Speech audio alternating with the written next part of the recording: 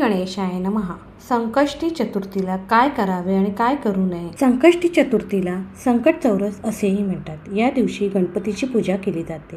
या दिवशी उपवास केल्याने मुलांना दीर्घ आयुष्य प्राप्त होतं. त्यांचे आरोग्य चांगले राहते. महिला या दिवशी उपवास करतात. या दिवशी गणपतीला तिळाचे लाडू, मोदक अर्पण करा. या दोन्ही गोष्टी विघ्नहर्त्याला खूप प्रिय आहेत. उपवास करणाऱ्यांनी सकाळी संकल्प करावा आणि सूर्यास्तानंतर तो सोडावा. त्या दिवशी तुम्ही सतत भजन गात भगवान गणेशाचा आशीर्वाद मिळू शकता. संकष्टी चतुर्थीला काय करू नये? या दिवशी कुटुंबातील कोणीही मांस किंवा मद्य सेवन करू नये. या दिवशी गणपतीच्या पूजेमध्ये तुळशीचे पाने अर्पण करू नका. या दिवशी कोणीही काळे कपडे घालू नका. या दिवशी उपवास केला नसेल तरीही सात्विक अन्न खा.